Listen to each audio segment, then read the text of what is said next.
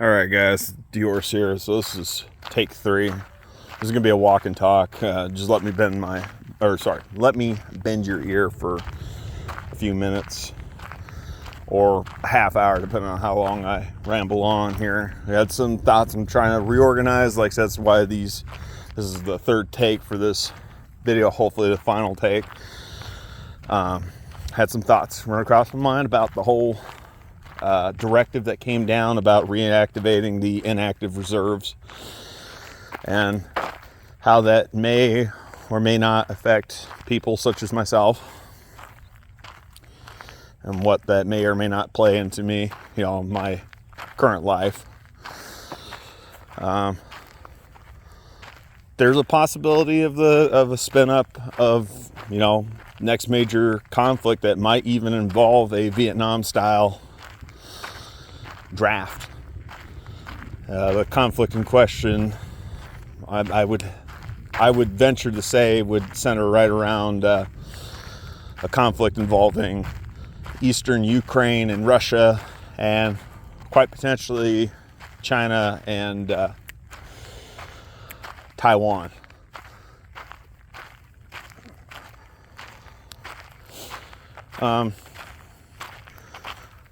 Right now, as it stands, I'm already coming into my 9th year for inactive reserves. And actually, let me back that up.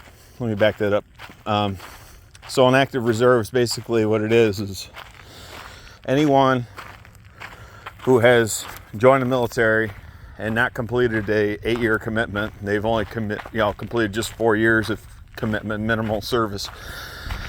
They are also required to be ready for the next 4 years of their life from the day they get out, to be expected at a moment's notice to basically be reactivated, their service be reactivated, and then expecting to show up their local draft board so they can be redrafted, made back into active duty service members again.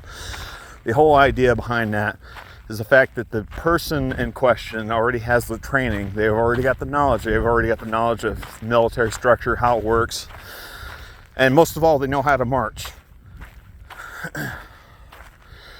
All the government has to do at that point in time is make sure they're whipped into military physical shape, make sure their physical fitness standards are to par, and make sure that they have current uniform items issued out to them. Whoo, holy crap. Yeah, we got a thunderstorm rolling in. Sorry, I'm getting distracted by bright, shiny lights. Anyhow, where was I? Yeah. So, back to the inactive reserves. I'm coming on to my 9th year. I enlisted in the Navy back in September 2014. It's, as of recording this video right now, this is July of 2023. So yeah, I'm already in my 9th year. There's a few reasons why I don't see them ever drafting me or the inactive reserves falling onto me being forced to be reactivated, for several reasons. One, I am considered to be physically disabled by the VA. I would need quite a few medical waivers as a result, because I am disabled. I had suffered a pretty bad traumatic head injury, and not as bad as some fellow service members, but bad enough that it's on my records. And most importantly, I suffer from some serious chemical exposure in question the Navy tried to cover up, which resulted in severe allergic reactions. Had I not gone to see a civilian doctor, they would have just continued to force me to paint and do all this other crap, be exposed to these chemicals that were causing me to break out in the first place.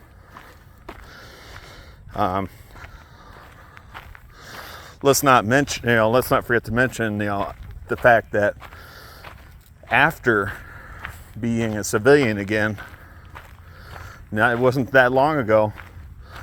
It was only about a year and a half ago when I was admitted to the hospital, and I nearly almost died from Sniffles 19. I've got permanent scar tissue in my lungs, people. So if it sounds like I'm breathing heavily, probably because I still am. Even though I'm living down here in Texas at a significantly lower elevation than I was in Colorado, I still breathe heavily. I can't help that. I never will. Hoo-yah to scar tissue and lungs.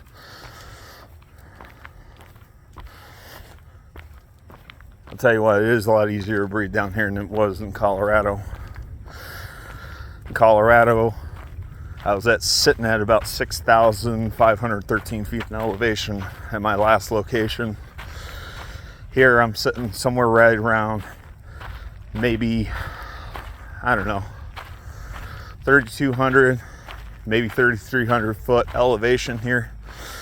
So air quality down here is noticeably better. Anyhow, getting off subject.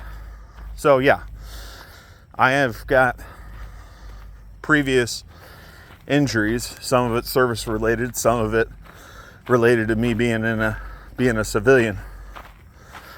So medical waivers would need to be signed for me, most definitely. The other thing too, truck driving for the last 5 years has not done my body any favors. That's why I've been trying to change the career field. That's why I went to school as a lineman apprentice, and ironically enough, I'm still driving trucks right now. But that's why I got out of the OTR side, over the road side, where I was expected to constantly be driving, constantly be going. Found something there, driving locally. Granted, I have to work nights, and the pay is not as good as I would like it to be, but I'm gonna roll that into my next point here. They couldn't afford me. They couldn't pay me enough. The benefits wouldn't be enough. They wouldn't cut it. They weren't cutting it back then when I was in. They wouldn't cut it now. The pay and the benefits for the military, the DOD seems to have a knack for making sure that the pay does not keep up with the current rate of inflation or the current cost of living.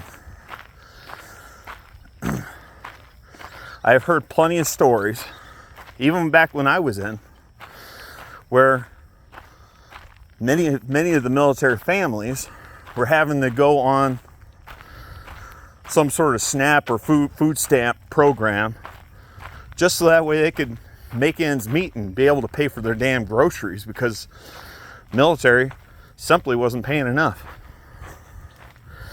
And you know what? With today's current administration, today's current politics, I would imagine it probably didn't get any better. It probably got worse. And this is going to roll into my next point as well. I, being the 30-something-year-old man that I am not impressionable like I once was when I was in my early 20s, when I first joined. I'm pretty dead set in my ways, so I'm less likely to follow orders that would be of the questionable variety. Maybe not necessarily illegal or unlawful, but questionable. I might actually have to go inside if this storm gets any worse. Sorry. So, yeah.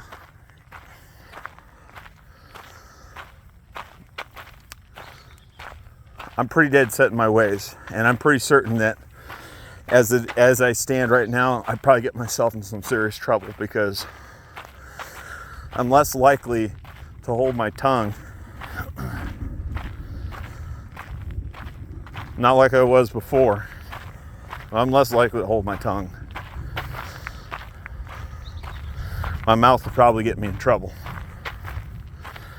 But the current bullshit, that's what I'm gonna call it right now.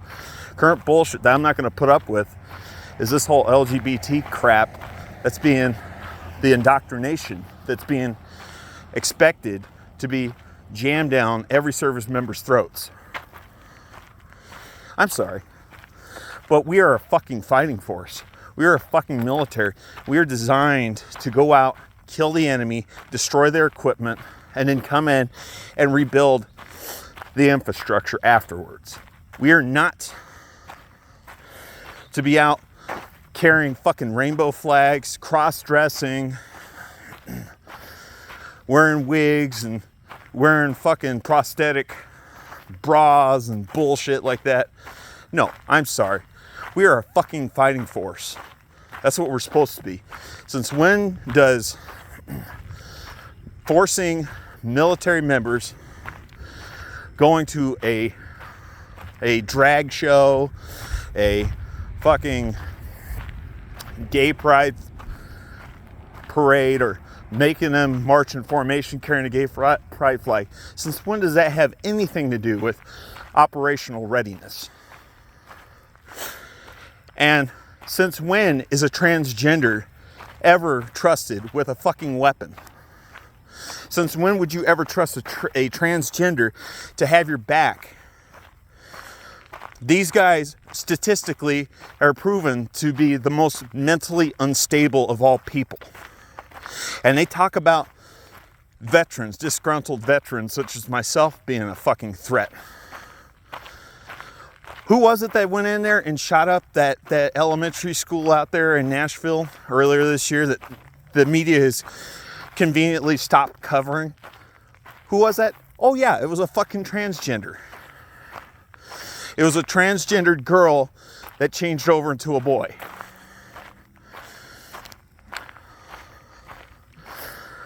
I ain't got anything against anybody who wants to do that shit, but you don't need to be in the military. You don't. You don't need to be serving our country in that capacity. There's other ways, you know, if you're feeling patriotic, you genuinely love your country, and you want to do a service, there are other means of serving this nation other than being in the military.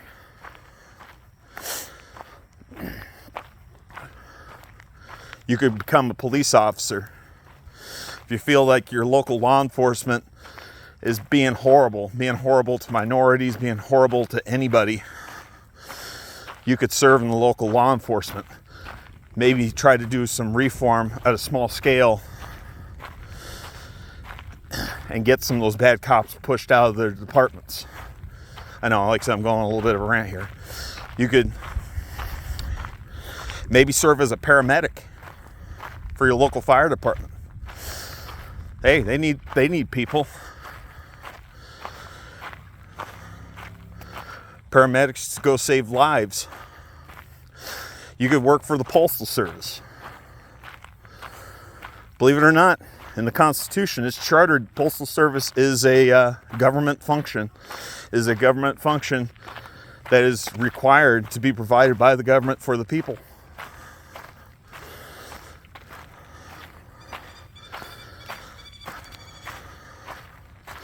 There are other ways other than just the military to serve your country.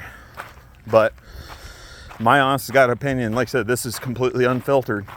If you're a transgender or you're thinking about being a transgender, you don't need to be in the military.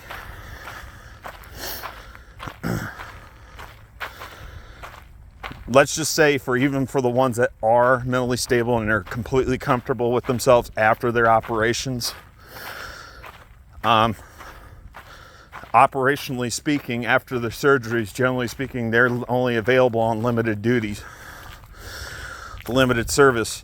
They can't be on the front lines.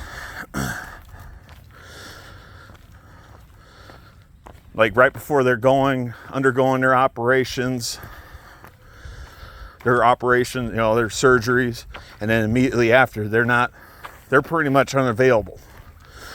So I should ask the question, what is the point of having you there? You're not benefiting the people.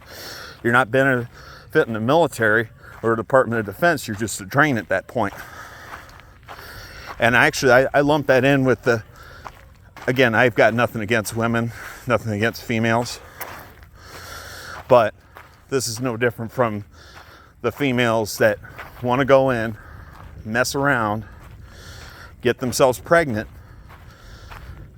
whether they're getting pregnant because they're fornicating or they're getting pregnant with their legal spouses, and they're constantly having kids. And it's like, okay, well, we can't send you out in the front lines. We can't really use you in any major operational capacity because you're pregnant. And we can't expect you to do your physical fitness exams because you're pregnant. No different. You're taking a human body that could potentially be operationally ready for the military to use at a moment's notice, and we're basically taking it out of service to procreate. Again, I have nothing against children. I have nothing against women. If you want to convolute this and make this as though I'm attacking women or transgenders, go right on ahead, knock yourselves out, see how far it gets you. Go ahead, try to get this video reported, try to get it banned. Okay? I've got other accounts. I'll just repost it there. But my point being, transgenders don't need to be in the military. People that do not want to be in an operational ready sense, they don't want to be physically ready. People that don't have the mental acuity, they don't need to be in there. They've been lowering the IQ standards for years now. I think right now the minimum standard to get into the military, I think you have to score like a 32 or 34 on the ASVAB. And to be quite honest, that's a scary number to be scoring on the ASVAB. 99% is the highest that you can ever get on the ASVAB.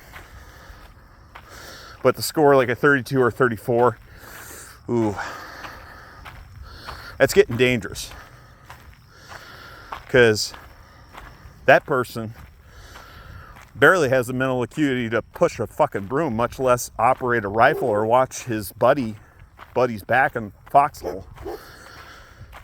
And again, I'm not attacking anybody who is considered to be mentally handicapped, mentally disabled, mentally challenged, but they don't need to be in the military either. So, like I said, much less the same. But in this day and age, we got to be worried about equality and people's feelings. We got to put people's feelings first before the physical safety and the physical operational readiness and the material operational readiness of our military. The very military that we trust to defend our country and to defend our nation's allies so we can put our heads down and sleep at night. A little fucked up, don't you think? So, again, I won't join because, at least not willingly. They'd have to make it really worth my while for me to even consider. I won't join just because of the politics. Military morale has been at its lowest point in like what? 40, 50 years since the Vietnam War?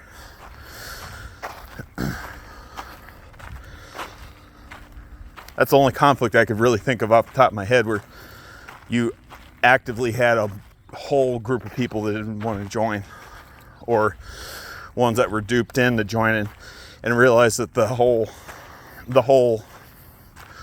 conflict was for nothing. If I'm sounding a little anti-patriotic, maybe it's because I'm a little pissed with the shortcomings of the military and the way they treat their members, and the way that I was given a little bit of a raw dog deal.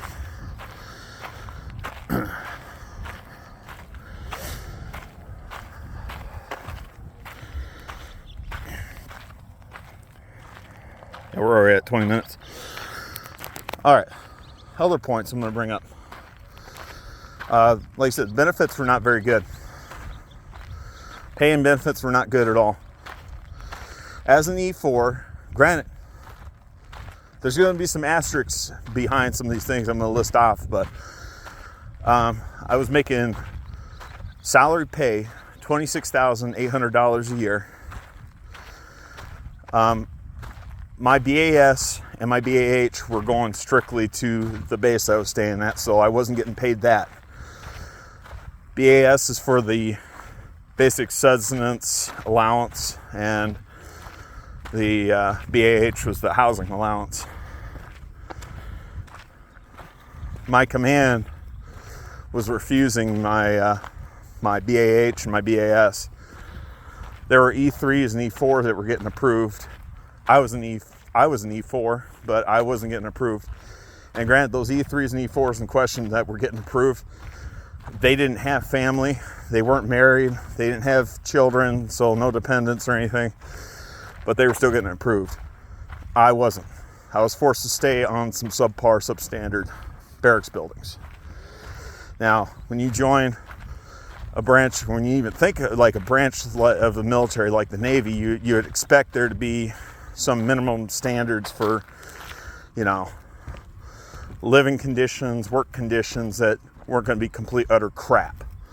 Okay, and I know it sounds like I'm, some of you guys might sound like I'm talking like I'm a prima donna or a self-entitled asshole, but there is some minimal expectations as a member of the United States Navy, just like there are some minimal expectations being a member of the United States Air Force, that you'll be treated slightly better, you'll have slightly better living conditions than that of your counterparts that are in the United States Army or United States Marine Corps. You're not frontline guys. Unless you're part of Special Forces or you're Master at Arms or something like that, you're not front lines. You're in a specialized military. You've got specialized training for specialized equipment for like drone strikes, Tomahawk cruise missile strikes, destroying enemy vessels.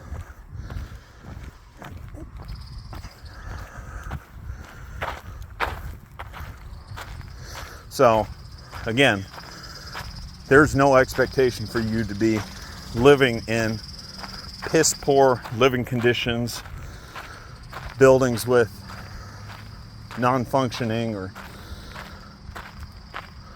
piss poor working heating, air conditioning, or living in buildings with literal cockroaches.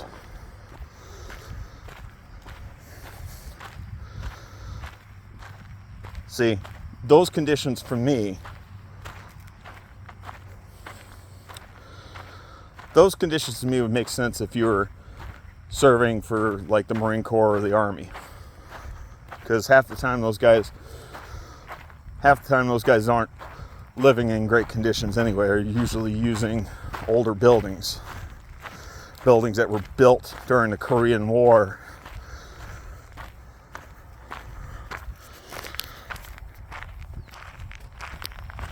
Yeah, like I said, Marine Corps and Army, you're just expected to live in those conditions. But Navy, on the other hand, they're supposed to be a couple shades better than that. Same goes for the Air Force. So, like I said, it wouldn't have killed them to approve my BAS and my BAH, but they didn't. It would have only been maybe I want to say at least $200 to $300 extra for the BAS that they would have added to my base pay. That would have cost them per month, and it would have been an extra, I would say about $1,000, maybe $2,000 a month for the BAH. Problem was they weren't giving me none of it. They wouldn't give me any of it. Yeah, they give it to the E3s, E3s, the Siemens, and the other third class petty officers, but they wouldn't give it to me. Yeah, but I got my 3 square meals a day. Yeah, 3 square meals with an asterisk at the end. More like 2 or 2.5. Because usually right around dinner time, the local base galley, which I would eat at, they weren't as inclined to make sure that they prepared enough food around dinner time. I kid you not, there were more times than I could count where I'd be lined up, sitting in, hanging out in line, waiting to get served my food. Halfway through them serving up the line, they run out of food. I fucking shit you not. They run out of food. The damn culinary specialists, they didn't want to fucking cook. They didn't want to do their goddamn job. So what would they do? They do simple lazy shit like get some battered, pre-cooked like fish fillets, fish sticks, chicken nuggets, chicken tenders, and throw them in a deep fat fryer and then put it out on the serving line and like, there you go.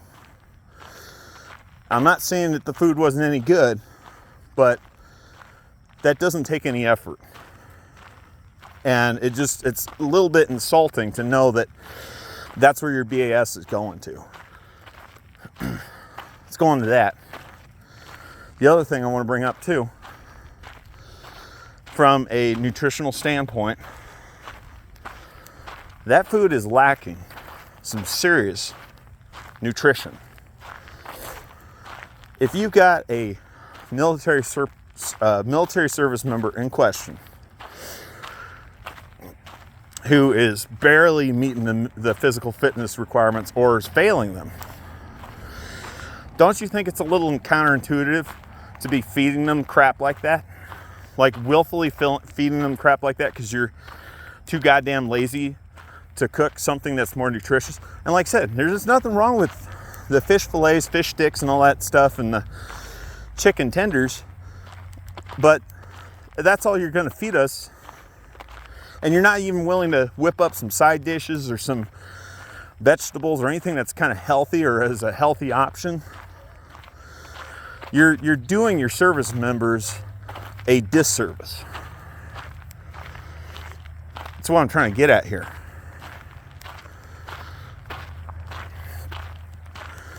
It doesn't help for the operational readiness of your service members. And it's an insult to them. My BAS could have been better well spent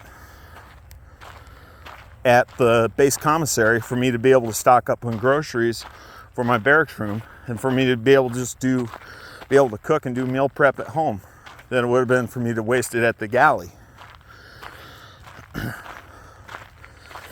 It's not to say I wouldn't eat at the galley every now and then. I'll tell you what, one thing I always look forward to every Tuesday was Taco Tuesdays at the galley. Every Tuesday.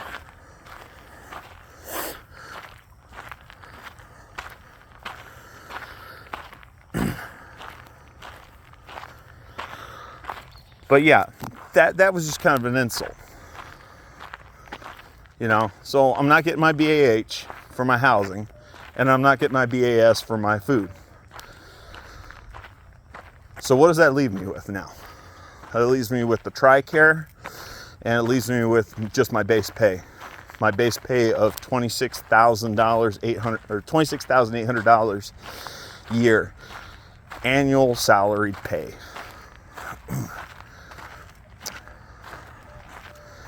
Which, after taxes and after Social Security and all the other federal withdrawals, that leaves you with about $800, maybe $850 every 2 weeks.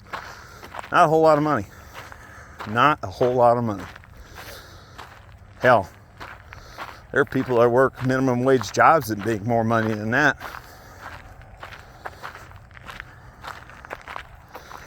And then I'm just expected to just put up with bullshit throughout the week. You know, I'm expected to come in, and this is definitely towards the end of our stay at the shipyards, but I was expected to pretty much come in almost every Saturday to do casualty drills and training. Not that there's an issue, you know, I have an issue with doing that, but, you know, doing that constantly over and over and over again, and then constantly coming in to do more additional training and remedial training, and coming in on a Saturday to clean the ship, wax the deck plates, and paint. Mind you, the painting is where I got my chemical exposure from. Paint on your weekend off, on your non-scheduled duty weekend. And you're expected to come in there and do that. And then the following Saturday, you're going to be coming in because it's your duty section's weekend to stand watch.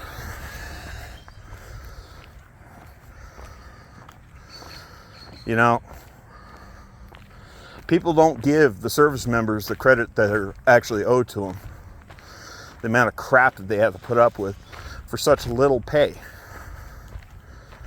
Like I said, I'm not saying that just from my standpoint. I'm saying that for everyone. $26,800 a year is not enough pay for a little E4 for the amount of crap they have to put up with.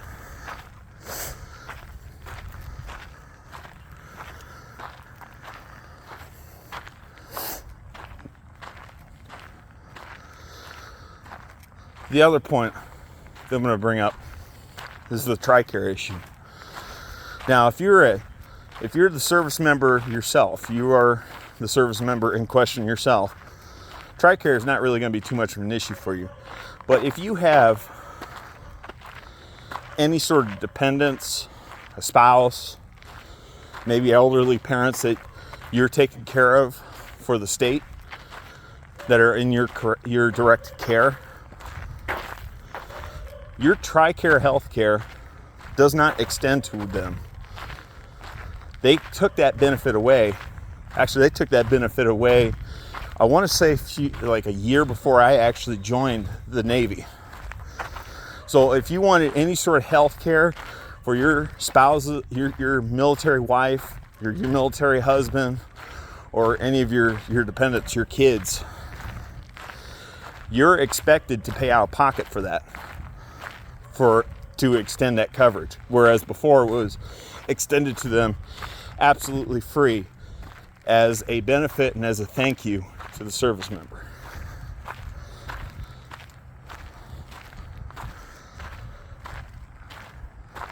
I'll tell you this much though. One thing I will say about that TRICARE. Visited the emergency room on three separate occasions. One of them involving my traumatic head injury, another one involving my chemical exposure. Didn't have to pay out of pocket. Didn't even have to pay out of pocket for that ambulance ride either. Completely covered. Had I had to pay for that myself, I would have easily been out probably about 12, 13 grand out of my own pocket.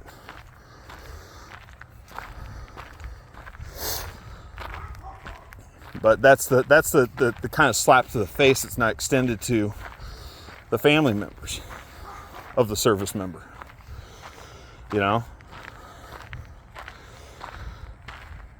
We're not giving them health care coverage that isn't already going to cost the service member themselves. Now, granted, their health care, they're not paying full price for it, but, you know, again, it's not free like it should have been originally. So, that to me is unfair, and it's uncalled for. We get this multi-billion-dollar budget approved every year for the Department of Defense in excess of $300 billion, and we can't extend a little bit of health coverage to the family members. Come on, we're cheaping out here. Anyhow, I'm going to get off of that. what I'm going to basically sum this up to is like they couldn't afford me if they wanted me to go, go back to the service. Okay. Even if they were to draft me tomorrow, local draft board was calling me and had me report, they couldn't afford me. Why? Because I would have demands and I would have them in writing. And if they didn't meet those demands, I wasn't showing up. And if they're going to round me up and throw me in prison, well, for being a deserter, I'd be like, well, go ahead, knock yourselves out. I'll probably have a lot easier time in Fort Leavenworth, Kansas, than I would, say, out there on the front lines of Eastern Ukraine or Taiwan, and not have to put up with all the bullshit associated with it. And I'd get my free health care.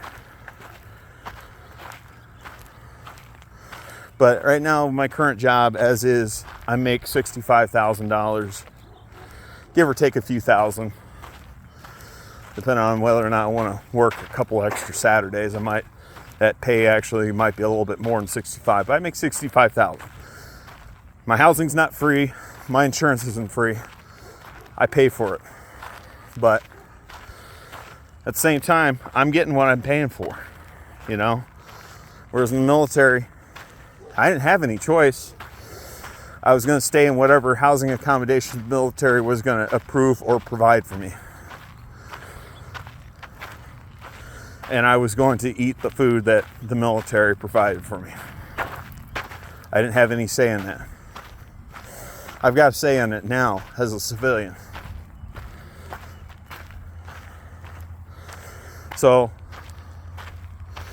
what would the actual cost be for me to join again if they were to do a Vietnam style draft, or if they were to go as far as to, all right, we're going to do an active reserve, say 6 years past your service? What would the actual cost be to them to have me go back in there willingly? My demands would be as such. Either they offer me an 03 officer's commission right there on the spot, or they immediately give me an E6 or above senior enlisted position with full benefits that do not expire. Full benefits including the BAS, the BAH, TRICARE healthcare coverage that even extends to my immediate family members like my spouse and my dependent children. College, gonna get more funding to go back to college again, so I can further extend my college education. And that college education, if I decide I don't want to use it, is 100% fully transferable to my spouse or to my children. And it doesn't expire. And the healthcare coverage doesn't expire.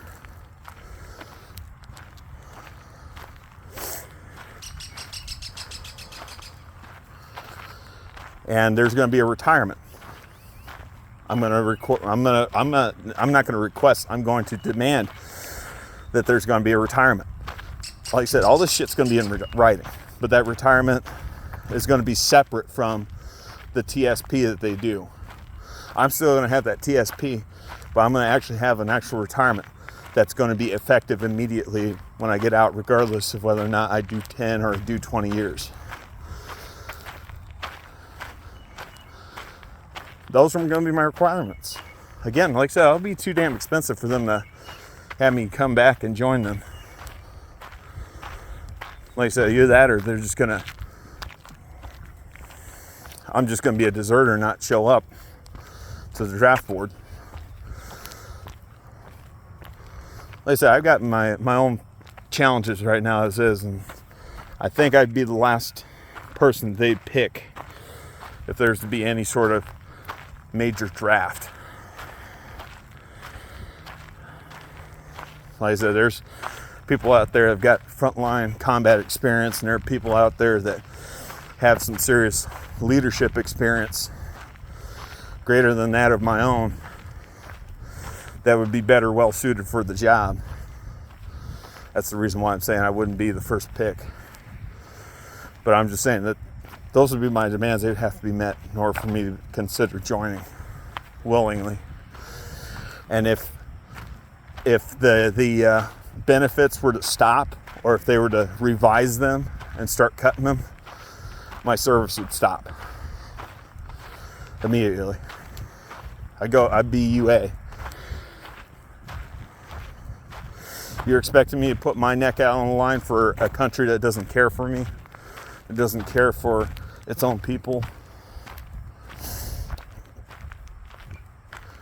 It only cares about enriching its politicians and whatever corporations that paid said politicians?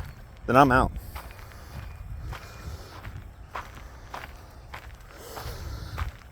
And I think that individuals should start looking at it that way as well.